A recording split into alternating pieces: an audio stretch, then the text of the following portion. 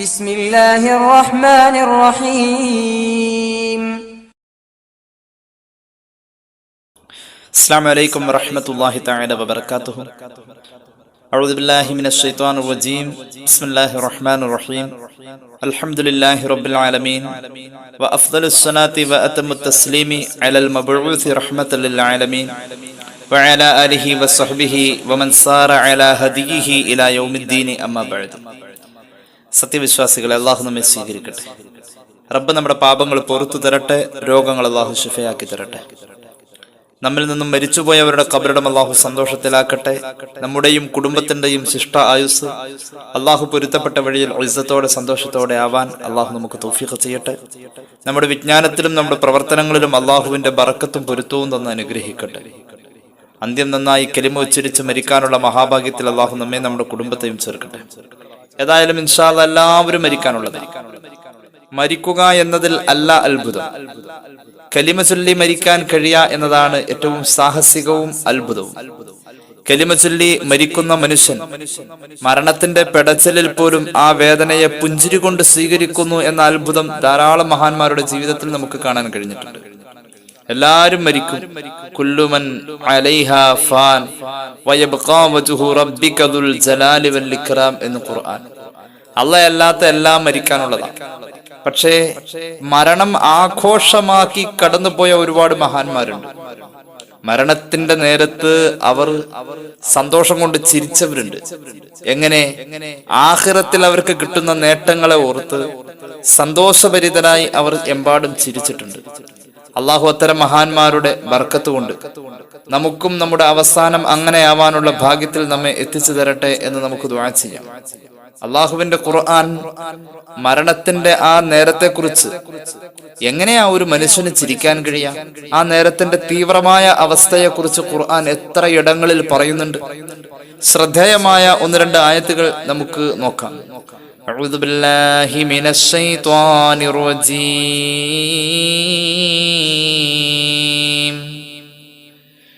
بسم الله الرحمن الرحيم.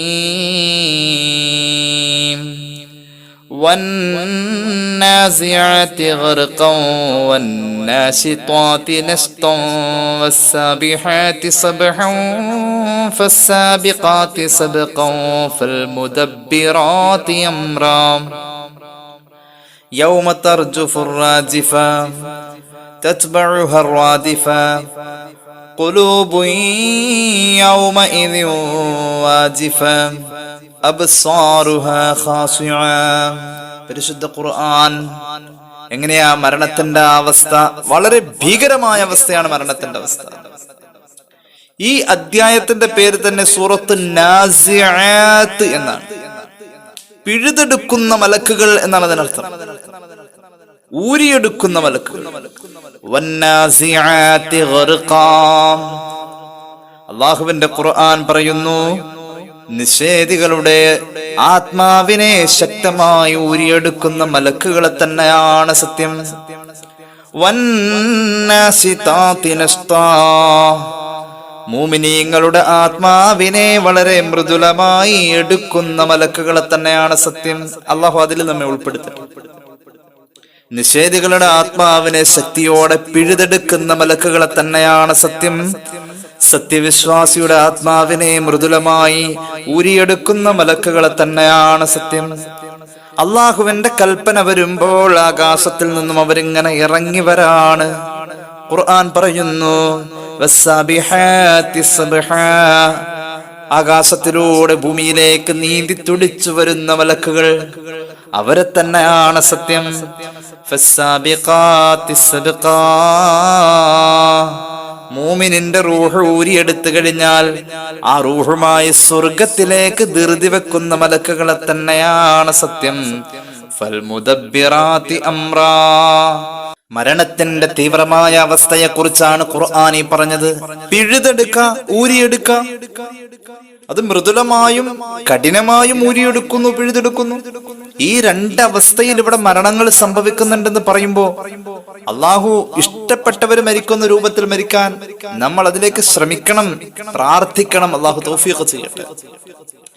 ആ നേരത്ത് ഇത്രയും തീവ്രമായ അവസ്ഥയിലൂടെ മരണം സംഭവിക്കുമ്പോഴും മനുഷ്യൻ ചിരിക്കുന്നുണ്ട്.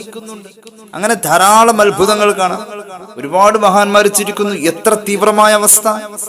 മഹാന്മാര് പഠിപ്പിക്കുന്നത് കാണാം, ഒരു മനുഷ്യന്റെ മരണത്തിന്റെ സമയം എത്തിക്കഴിഞ്ഞാൽ യദ്ഖുലു ഫൗജും മിനൽ മലായികത്തി ഉറൂഖഹു, അവന്റെ കാലിന്റെ പെരുവിരലിന്റെ ഭാഗത്ത് നിന്നും ഞരമ്പുകൾ വഴി അവന്റെ ശരീരത്തിലേക്ക് മലക്കുകൾ കയറും. എന്നിട്ടോ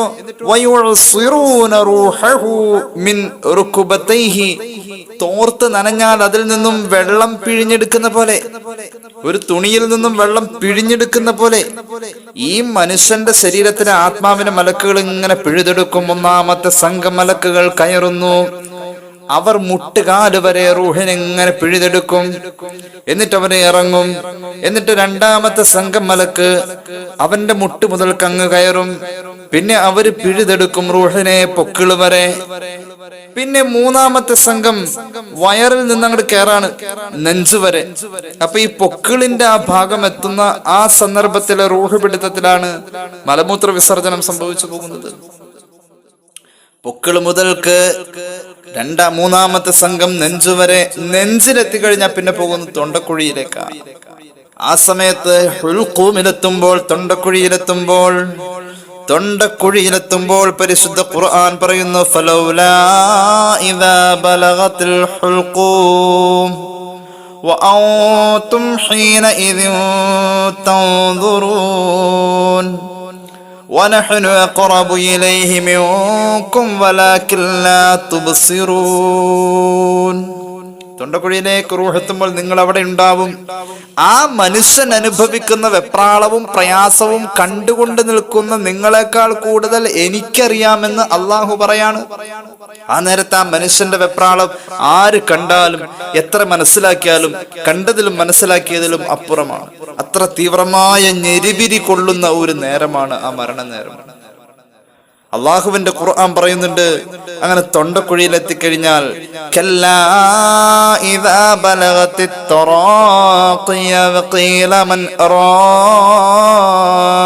എടങ്ങേറങ്ങ് കൂടുമ്പോ ഒന്ന് മന്ത്രിക്കാൻ ആരെങ്കിലും ഉണ്ടോ എന്നവൻ വിളിച്ചു ചോദിക്കുന്ന അത്രത്തോളം അവൻ പരിഭ്രാന്തനായി.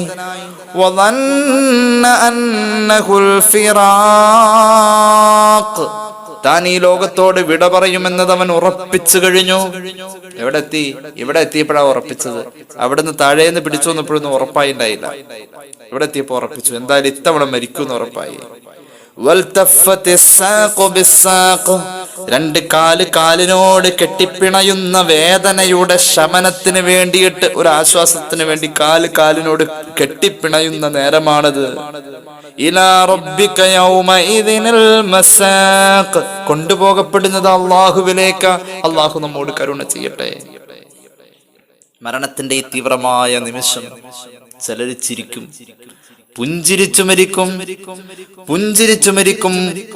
പുഞ്ചിരിച്ചു മരിക്കാൻ രണ്ട് കാര്യം ശ്രദ്ധിച്ചാൽ മതി ജീവിതത്തിൽ. ഒന്നാമത്തേത് ദീനിന് ഖിദ്മത്ത് ചെയ്യാം. രണ്ടാമത്തേത് അള്ളാഹുവിന്റെ ഹബീബ് സല്ലല്ലാഹു അലൈഹി വസല്ലം തങ്ങളെ, അവിടുത്തെ സുന്നത്തിനെ മഹബ്ബത്ത് വെക്ക, ഇഷ്ടപ്പെടാ, അനുധാവനം ചെയ്യാം. ഈ രണ്ട് കാര്യം ജീവിതത്തിൽ ഉണ്ടെങ്കിൽ ഏതൊരു സാധാരണക്കാരനും ചിരിച്ചു മരിക്കാൻ കഴിയും. ഏതൊരു സാധാരണക്കാരന്റെയും പുഞ്ചിരിയോടുകൂടിയ മരണത്തിന് ഈ രണ്ട് കാര്യം മതി. ഒന്ന് ദീനിന് ഖിദ്മത്ത് ചെയ്യാം, രണ്ടാമത്തേത് മുഹമ്മദ് റസൂൽ സല്ലല്ലാഹു അലൈഹി വസല്ലം തങ്ങളോടുള്ള ഇത്തിബാഇൽ ഒരു മഹബ്ബത്ത് ഉണ്ടാവാ, അവിടുത്തെ ഇഷ്ടപ്പെടാ, അവിടുത്തെ ചര്യകളെ പിൻപറ്റുന്നതിൽ താല്പര്യം കാണിക്കാം. ഇൻഷാ അല്ലാഹ് ചിരിച്ചു മരിക്കാൻ പറ്റും. മരണത്തിന്റെ തീവ്രമായ അവസ്ഥ. സയ്യിദുനാ ഈസാ അലൈഹിസ്സലാത്തു വസ്സലാം അല്ലാഹു റബ്ബുൽ ഇസ്സത്തിന്റെ പ്രവാചകത്വം തന്റെ ജനതയിൽ പറഞ്ഞ് അവരെ തൗഹീദിലേക്ക് ക്ഷണിക്കുമ്പോ ഒരുപാട് മുഅ്ജിസത്തുകൾ കാണിക്കേണ്ടി വന്നിട്ടുണ്ട്. ആ സമയത്ത് മഹാനവറുകൾ മരിച്ചവരെ ജീവിപ്പിച്ചുകൊണ്ടിരിക്കുന്ന ഒരു വലിയ അത്ഭുതത്തിൽ അത് നേരിട്ട് കണ്ടിട്ടും നിഷേധിച്ചുകൊണ്ട് ഒരു വിഭാഗം ആളുകൾ വന്നിട്ട് പറഞ്ഞു, താങ്കൾ മരിച്ചോരെ ജീവിപ്പിക്കുന്നത് വയസ്സന്മാരെ ഒന്നുമല്ല, താങ്കൾ മരിച്ചോരെ ജീവിപ്പിക്കുന്നത് ചെറുപ്പക്കാരെയാണ്. അവരാവട്ടെ മരിച്ചിട്ട് ഒരുപാട് നാളാകുന്നതിന് മുമ്പേ തന്നെ താങ്കൾ ജീവിപ്പിക്കുന്നുണ്ട്. ഞങ്ങൾ പറയുന്നു യഥാർത്ഥത്തിൽ അവർ മരിച്ചിട്ടില്ല എന്നാ. താങ്കൾ ഈ കാണിക്കുന്നത് ഒരു മായാജാലമാണ്, അല്ലാതെ യഥാർത്ഥത്തിൽ ഇതൊരു മുഅ്ജിസത്തല്ല. ഈസാ അലൈഹിസ്സലാത്തു വസ്സലാമിനോട് അവർ ആവശ്യപ്പെടാണ്, ഫഅഹ്യി ലനാ മൻ മാത ഫി സമാനിൽ അവൽ. പഴയ കാലത്ത് മരിച്ചുപോയ ആളുകളുടെ ഖബർ കാണിച്ചു തന്നാൽ അവിടെ നിന്നും മരിച്ചവരെ ജീവിപ്പിക്കോ? മരണത്തിന്റെ തീവ്രതയാണ് ഈ പറയുന്നത്. ഈസാ അലൈഹിസ്സലാത്തു വസ്സലാം പറഞ്ഞു, നിങ്ങൾ ആരെ വേണമെങ്കിലും കാണിച്ചു തന്നോ, മരിച്ചവരെ ഞാൻ ജീവിപ്പിക്കാം. തൗഹീദിന് വേണ്ടി നിങ്ങൾ അല്ലാഹനെ വിശ്വസിക്കണം. അവര് പറഞ്ഞു, എന്നാൽ ഞങ്ങൾക്ക് ഈസാ അലൈഹിസ്സലാത്തു വസ്സലാമിന്റെ വരവിന്റെയും ഏകദേശം 4000 കൊല്ലം മുന്നേ മരിച്ചുപോയ സാമ നബി അലൈഹിസ്സലാം, നൂഹ് നബിയുടെ മകൻ, അദ്ദേഹത്തിന്റെ ഖബർ ചൂണ്ടിയിട്ട് പറഞ്ഞു, ഈ ഖബറാളിയെ എല്ലാവർക്കും അറിയാം, ഇത് സാമ നബിയുടെ ഖബറാണെന്ന് അലൈഹിസ്സലാം. ഈ ഖബറാളിയെ എഴുന്നേൽപ്പിച്ചതാ. ഈസാ അലൈഹിസ്സലാം ആ മഹാനെ ഖബറിൽ നിന്നും വിളിച്ചെഴുന്നേൽപ്പിക്കാൻ വേണ്ടി അള്ളാഹുവോട് ദുആ ചെയ്യാണ്. അതിനു മുന്നേ 2 റക്അത്ത് നിസ്കരിച്ചു. എന്നിട്ട് ഖബറിന്റെ സമീപത്ത് ചെന്നുകൊണ്ട് മഹാനായ സാമ നബിയെ ഈസാ നബി വിളിച്ചെഴുന്നേൽപ്പിച്ചു. അദ്ദേഹം ഖബറിൽ നിന്ന് എഴുന്നേറ്റ് വന്നപ്പോ മഹാനായ സാമ നബി അലൈഹിസ്സലാത്തു വസ്സലാമിനെ ഈസാ അലൈഹിസ്സലാം കാണുന്നു, സംസാരിക്കുന്നു. അപ്പോൾ സാമ നബി അലൈഹിസ്സലാത്തു വസ്സലാമിന്റെ തലമുടിയൊക്കെ നരച്ചിരിക്കുന്നത് ഈസാ നബി കാണാണ്. ഈസാ നബി സാമ നബിയോട് ചോദിക്കാണ്, അലൈഹിസ്സലാം, അല്ലോ സാമേ, താങ്കളുടെ തലമുടി നരച്ചിരിക്കുന്നു. നര എന്ന് പറയുന്ന സംവിധാനം മനുഷ്യ ശരീരത്തിൽ അള്ളാഹു വെക്കുന്നത് അങ്ങയുടെ ശേഷം വന്ന ഇബ്രാഹിം നബിയിലല്ലേ? അതുകൊണ്ട് അങ്ങയുടെ 2000 കൊല്ലങ്ങൾക്ക് ശേഷം ഉണ്ടായിട്ടുള്ള നിറ എന്തേ ഇപ്പോ അങ്ങയുടെ തലയിൽ കാണപ്പെടുന്നു എന്ന് ചോദിച്ചപ്പോൾ മഹാനായ സാമ നബി അലൈഹിസ്സലാത്തു വസ്സലാം പറയുകയാണ്, സമിഅ്തു നിദാഅക ഫളനന്തു അന്നൽ ഖിയാമത ഖദ് ഖാമത് ഫശാബ റഅസി വലഹിയതി മിനൽ ഹൗൽ. അങ്ങനെ ഖബറിന്റെ സമീപത്ത് വന്ന് വിളിച്ചപ്പോ ആ പ്രകമ്പനം കേട്ട് ഞാൻ ചിന്തിച്ചു പോയത് ഖിയാമത്ത് നാളായെന്ന. ആ പ്രകമ്പനത്തെ ഞാൻ ഭയന്നുപോയി, ഖിയാമത്ത് നാളിന്റെ ആണെന്ന് വെച്ച്. ആ സമയം ഖിയാമത്ത് നാളിന്റെ പ്രകമ്പനമാണെന്ന് ഞാൻ ചിന്തിച്ചതോടുകൂടെ എന്റെ തലമുടിയും താടിരോമങ്ങളും ശരീരത്തിന്റെ രോമങ്ങളൊക്കെ നരച്ചുപോയതാണ്. മഹാനായ സാമ നബിയോട് ഈസാ നബി ചോദിക്കുന്നുണ്ട്, എത്ര കൊല്ലം മുന്നെയാണ് അങ്ങ് മയ്യത്തിന്റെ രൂപത്തിൽ ഈ ഖബറിലെത്തിയത്? സാമ നബി പറയുന്നുണ്ട്, 4000 കൊല്ലം മുന്നേ. എന്നിട്ടോ എന്താണ് അങ്ങേക്ക് പറയാനുള്ളത്? സാമ നബി അലൈഹിസ്സലാം ഈസാ നബി അലൈഹിസ്സലാമിനോട് പറയാണ്, 4000 കൊല്ലം മുന്നേ മരിച്ചുപോയ ഞാൻ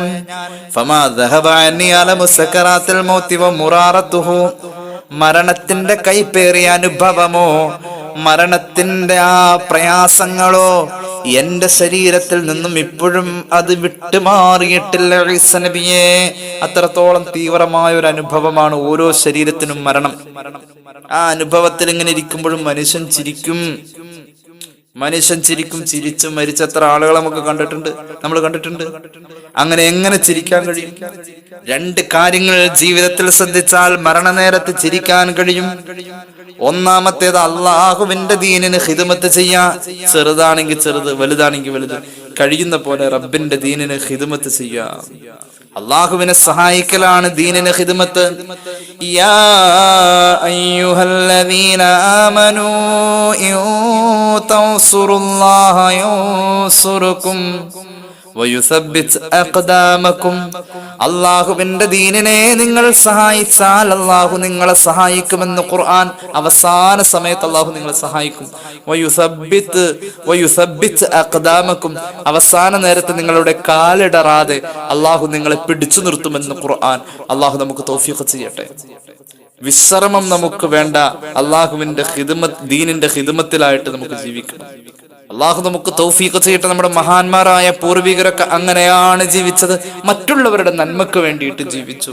അതിനുവേണ്ടി അവർ വിശ്രമമില്ലാതെ പണിയെടുത്തു. അങ്ങനെയുള്ളവർക്ക് നാളത്തേക്കുണ്ട്. ഇന്നാ നഹ്നു നുഹ്യിൽ മൗതാ വനക്തുബു മാ ഖദ്ദമു വആസാറഹും. അവർ മുന്നേ ചെയ്തു പോയ സൽക്കർമ്മങ്ങളും അവർ ചെയ്തു വെച്ചതിന്റെ പിന്നാലെ ജനങ്ങൾക്ക് നന്മയായി തുടരാൻ കഴിയുന്ന കർമ്മങ്ങളും അവർക്ക് അള്ളാഹു മായാത്ത രേഖയായി എത്തിക്കുമെന്ന് ഖുർആൻ. അള്ളാഹു നമുക്ക് തൗഫീഖ് ചെയ്യട്ടെ. അപ്പൊ നമ്മുടെ മുൻകഴിഞ്ഞ മഹത്തുക്കൾ അവരെ ലോക ചരിത്രത്തിൽ അനുസ്മരിക്കപ്പെടുന്നു, ആദരിക്കപ്പെടുന്നു. അവരുടെ മരണത്തെ നമ്മൾ ആലോചിക്കുമ്പോൾ, ചിന്തിക്കുമ്പോൾ ആ മരണം അവർക്ക് ആഘോഷമായിരുന്നു. ഈ അർത്ഥത്തിൽ നമ്മുടെയും മരണത്തെ എത്തിക്കാൻ നമുക്ക് കഴിയും.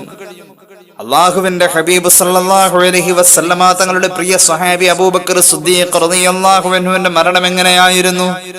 വദഖലു അലൈഹി ഫഖാലു അലാ നദ്ഉ ലക തബീബ യൻദുറു ഇലൈക ഖാല ഖദ് നദറ ഇലയ്യ തബീബി വഖാല ഇന്നി ഫഅാലു ലിമാ യുരീദ്. സിദ്ദീഖ് റളിയല്ലാഹു അൻഹുവിന്റെ മരണം വന്നിരിക്കുന്നു.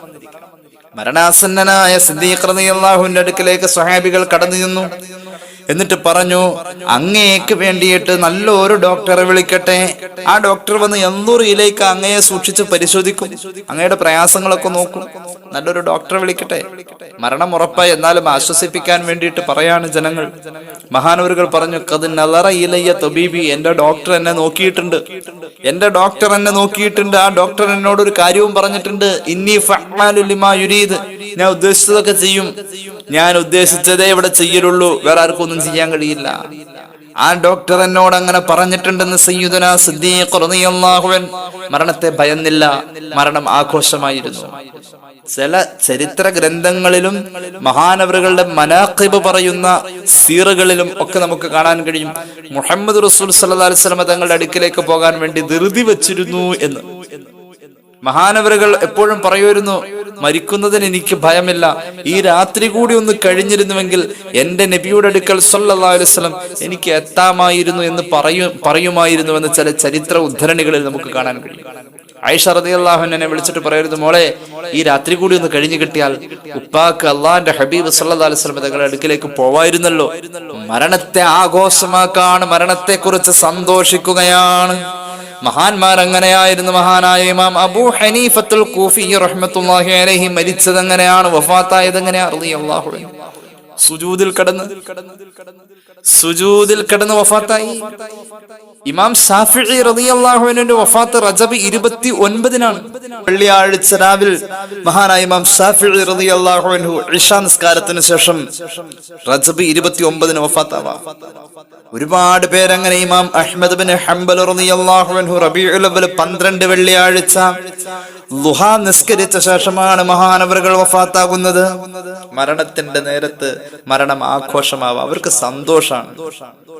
നഫീസത്തുൽ മിസ്രിയ റളിയല്ലാഹു അൻഹ നോമ്പോടുകൂടെ വഫാത്താകുന്നു.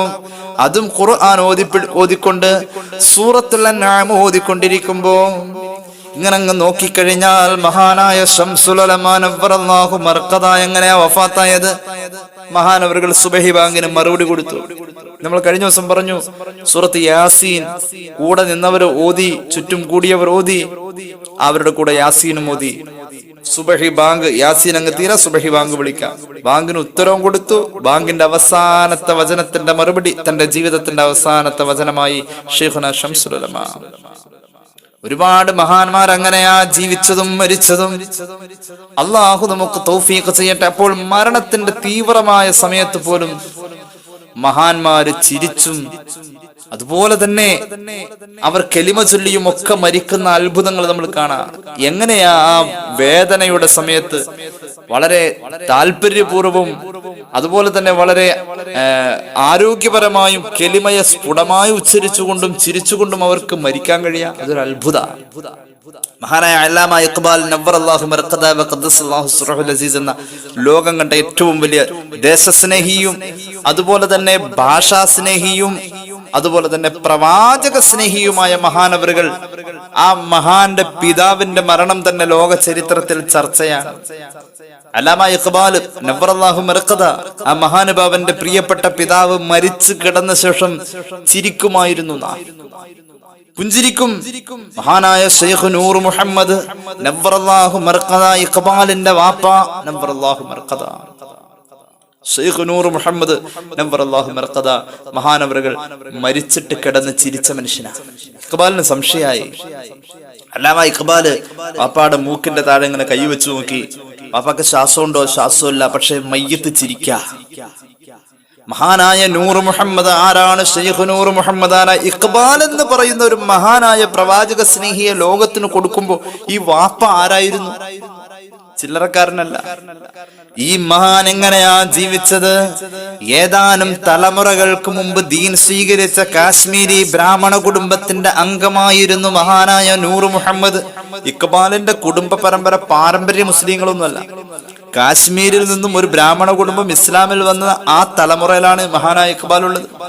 മാത്രവുമല്ല, ബാബ ലോൽ ഹാജ് എന്ന ഹാജി ലോലി എന്ന വല്ലുപ്പയാണ് ഒരു മഹാനായ സൂഫിയിൽ നിന്നും കലിമ ഉച്ചരിച്ചുകൊണ്ട് ഇസ്ലാമിൽ വരികയും ആ പരമ്പരയിലാണ് മഹാനായ നൂർ മുഹമ്മദ് എന്ന ഇഖ്ബാലിന്റെ പിതാവ് മഹാനായ സൂഫി ജീവിച്ചു പോരുകയും ചെയ്തത്.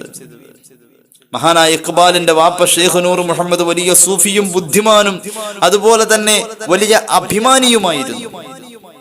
അദ്ദേഹത്തിന്റെ രൂപം തന്നെ വെളുത്ത ശരീരം, വെളുത്ത താടിരോമത്തിലൂടെ മൈലാഞ്ചി തേച്ചു പിടിപ്പിച്ചിട്ട് ഇടയിൽ നരബാധിക്കാത്ത കറുത്ത രോമവും കൂടി അതിങ്ങനെ സംഗമിച്ച് കാണുമ്പോൾ വല്ലാത്ത ഭംഗിയായിരുന്നു. വെളുത്ത ശരീരത്തിൽ ചുവപ്പും കറുപ്പും കലർന്ന ആ താടിരോമങ്ങൾ ഇങ്ങനെ ഇടതൂർന്നു നിൽക്കുന്നത് വലിയ ഭംഗിയായിരുന്നു എന്നാണ് ചരിത്രത്തിൽ കാണാൻ കഴിയുന്നത്.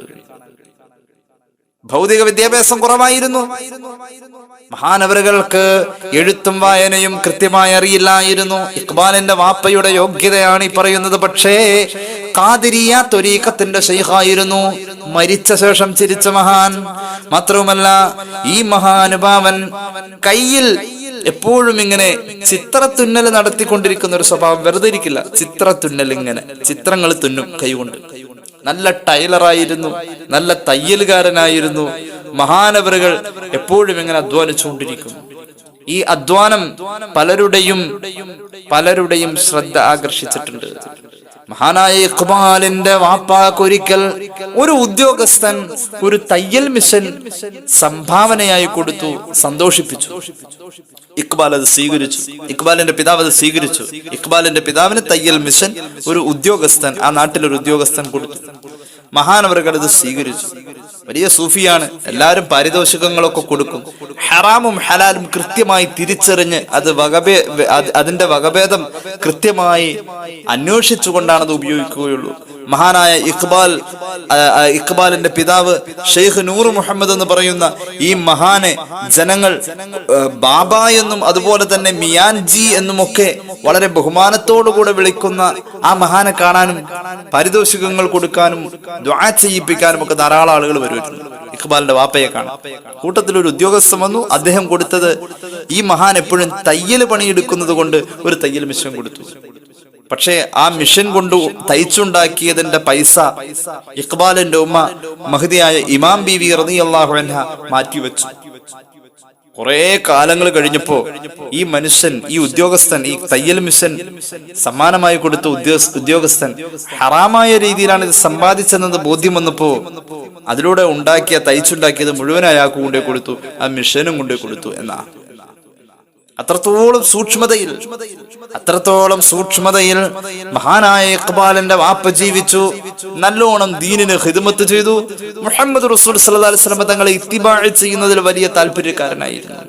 സുബഹി നിസ്കാരം കഴിഞ്ഞ വീട്ടിലേക്ക് വരുമ്പോ സുബഹിയുടെ ജമാഅത്തിൽ മകൻ തന്റെ കൂടെ പള്ളിയിലുണ്ടാകും. ഇഖ്ബാൽ റഹ്മത്തുള്ളാഹി അലൈഹി 3 ആൺമക്കളും 4 പെൺമക്കളുമായിരുന്നു മഹാനവറുകൾക്കുണ്ടായിരുന്നത്. സുബഹി നിസ്കാരം കഴിഞ്ഞ് വീട്ടിലേക്ക് വരുമ്പോ വാപ്പ വൈകിയ നിസ്കാരം കഴിഞ്ഞ് പള്ളിയിൽ നിന്ന്. അപ്പോഴേക്കും മകൻ ഇഖ്ബാല് ജമാഅത്ത് കഴിഞ്ഞ് ദുആയൊക്കെ കഴിഞ്ഞ് നേരെ വീട്ടിൽ ചെന്നാൽ ഖുർആൻ ഇങ്ങനെ പാരായണം ചെയ്യും. അപ്പൊ വാപ്പ ഇങ്ങനെ പതുക്കെ കയറി വരും വീട്ടിലേക്ക്. തല താഴ്ത്തിപ്പിടിച്ച് ഖുർആന്റെ ശബ്ദത്തിന്റെ മുന്നിൽ വിനയത്തോടുകൂടെ മഹാനായ ഇഖ്ബാലിന്റെ വാപ്പ ഷെയ്ഖ് നൂർ മുഹമ്മദ് ഇങ്ങനെ പതുക്കെ വരും. എന്നിട്ട് മകന്റെ ഖുർആൻ പാരായണം അങ്ങനെ വീടിന്റെ അകത്തൂടെ നടന്ന് കേൾക്കും. എന്തൊരു രസമായിരുന്നു ഇഖ്ബാലിന്റെ ഖുർആൻ പാരായണം. നവ്വറല്ലാഹു മർഖദ. ഒരു ദിവസം മകനെ ഇങ്ങനെ ചേർത്ത് പിടിച്ചിട്ട് വാപ്പ പറഞ്ഞു, മോനെ, ഈ ഓതുന്ന വചനങ്ങൾ വഹിയായി അവതരിച്ചത് നിന്റെ ജീവിതത്തിന്റെ മാത്രം ഒരു ഉപദേശമാണെന്ന് കണക്കുകൂട്ടി ഇത് നിന്നോടുള്ള ഉപദേശമായിട്ട് നീ അങ്ങ് ഓതിയാൽ നിനക്ക് നന്നാവാം. ഇഖ്ബാൽ അതോടുകൂടെ ഖുർആൻ അർത്ഥം പഠിക്കാൻ തീരുമാനിച്ചു. അർത്ഥമറിഞ്ഞ് പിന്നെയുള്ള ഇഖ്ബാലിന്റെ ഖുർആൻ പാരായണം കരച്ചിലായിരുന്നു. വാപ്പയുടെ ഒരു ഉപദേശം, വാപ്പ ഖുർആൻ നിനക്കുള്ള ഉപദേശമാണെന്ന് നീ ചിന്തിച്ചു ഓതണമെന്ന് പറഞ്ഞതോടുകൂടെ ഇങ്ങനെയൊക്കെയാണ് ഓരോ മഹാന്മാരും ലോകത്തുണ്ടായിട്ടുള്ളത്. അവരുടെ അവസാനം അവർ മരിച്ച ശേഷം ചിരിച്ചതും മരിക്കാൻ നേരം ചിരിച്ചതുമൊക്കെ അള്ളാഹു അവർക്ക് കൊടുത്ത അംഗീകാരം ഞാൻ സുദീർഘമാക്കുന്നില്ല. മഹാനായ ഇഖ്ബാൽ നവ്വറല്ലാഹു മർഖദ ഒരു കേവല പുസ്തകത്താളുകളിൽ ഒതുങ്ങിപ്പോയ ഒരു രാജ്യസ്നേഹി എന്നോ അല്ലെങ്കിൽ ഏതെങ്കിലും ഒരു സാരജഹാംസ അച്ഛ ഉണ്ടാക്കിയ ഒരു കവി എന്നോ പരിമിതപ്പെടുത്തല്ലേ. അദ്ദേഹം മദീന എന്ന് കേട്ടാൽ കരയുന്ന ഒരു മഹാനായിരുന്നു. അദ്ദേഹത്തെ ലോകത്തിന് സമ്മാനിച്ച വാപ്പയുടെ അവസ്ഥയെ കുറിച്ചപ്പോ നമ്മൾ പറഞ്ഞത്. ഇങ്ങനെ ഒരു മകൻ ലോകത്തൊരു അത്ഭുതമായി പിറക്കുമെന്ന് ആ വാപ്പാക്ക് എത്രയോ വർഷങ്ങൾക്ക് മുന്നേ അള്ളാഹു സ്വപ്നത്തിലൂടെ അറിവ് നൽകിയിട്ടുണ്ട്. വാപ്പ സ്വപ്നം കാണാണ്. സ്വപ്നത്തിലൊരു വിശാലമായ മൈതാനം. ഈ വിശാലമായ മൈതാനത്തിൽ ധാരാളം ആളുകൾ ഇങ്ങനെ ഓടി നടക്കാം ഒരു വെള്ളരി പ്രാവിനെ പിടിക്കാൻ വേണ്ടി. ആ പ്രാവ് എല്ലാവരുടെയും കൈത്തണ്ടിന്റെ തൊട്ടടുത്ത് ചെല്ലും, പിന്നെ അങ്ങ് മുകളിലേക്ക് ഉയരും, പിന്നെ പ്രാവ് താഴേക്ക് വരും. ആളുകൾ ഇങ്ങനെ മത്സരിച്ച് ഓടി, ഒരുപാട് ആളുകളുണ്ട്. അവസാനം പ്രാവ് താഴെ വന്നു. നേരെ വന്ന് മഹാനായ ശൈഖ് നൂർ മുഹമ്മദ് നവ്വറല്ലാഹു മർഖദ മഹാനവറുകളുടെ മടിയിൽ വന്നിരുന്നു. അവിടെ വന്നിരുന്നിട്ട് പ്രാവ് അദ്ദേഹത്തിന്റെ കൈത്തണ്ടിൽ തലോടി അതിനെ താലോലിക്കാൻ പറ്റും വിധം സൗകര്യമായി ഇരുന്നു കൊടുത്തു. ശൈഖ് നൂർ മുഹമ്മദ് സ്വപ്നത്തിൽ നിന്നും ചാടി എഴുന്നേറ്റു. അദ്ദേഹത്തിന് മൂന്നാമത് ഒരു കുഞ്ഞ് പിറക്കാനുണ്ട്. 2 ആൺമക്കൾ നിലവിലുണ്ട്, മൂന്നാമത്തെ ഒരു കുഞ്ഞ് പിറക്കാനുണ്ട്. ആ പൊന്നുമോനാണ് താൻ സ്വപ്നത്തിൽ കണ്ട ഈ വെള്ളരിപ്രാവ്, മദീനയിലേക്ക് പറന്നു പോകേണ്ട പ്രാവ് എന്ന സൂചനയിൽ പൊന്നുമോനെ കുറിച്ച് നേരത്തെ ആശ്വസിച്ചു, സന്തോഷിച്ചു, പ്രതീക്ഷിച്ചു. ഇത്രയും വലിയൊരു ബന്ധം റബ്ബുമായി ഉണ്ടാക്കിയ ഈ മഹാൻ മരിച്ചു കടന്ന ശേഷം ചിരിച്ചിട്ടുണ്ട് എന്നാണ് ചരിത്രത്തിൽ കാണുന്നത്. ചുരുക്കി പറഞ്ഞാൽ മരണം ആഘോഷമാക്കിയ മഹത്വക്കൾ നമ്മുടെ മുന്നിലൂടെ കടന്നുപോയപ്പോ അവർ അവസാനം പുഞ്ചിരിച്ചു മരിക്കാൻ വേണ്ടി സമ്പാദിച്ചു വെച്ചത് 2 കാര്യങ്ങളാ. ഒന്ന് ദീനിനുള്ള ഖിദ്മത്തും, 2 ഹബീബായ നബി കരീം സ്വല്ലല്ലാഹു അലൈഹി വസല്ലം തങ്ങളോടുള്ള മഹബ്ബത്തുമായിരുന്നു. ഇത് രണ്ടും നമ്മുടെ ജീവിതത്തിൽ ഉണ്ടെങ്കിൽ ഇൻഷാ അല്ലാഹ് ചിരിച്ചു തന്നെ മരിക്കാൻ കഴിയും. അള്ളാഹു തൗഫീഖ് ചെയ്യട്ടെ. ഈ 2 ഗുണങ്ങൾ ഉണ്ടെങ്കിൽ ഉറപ്പായിട്ടും ചിരിച്ചു മരിക്കാൻ കഴിയും. അള്ളാഹു തൗഫീഖ് ചെയ്യട്ടെ. പുഞ്ചിരിച്ചു മരിക്കുന്നവരിൽ അള്ളാഹു നമ്മെ ചേർക്കട്ടെ.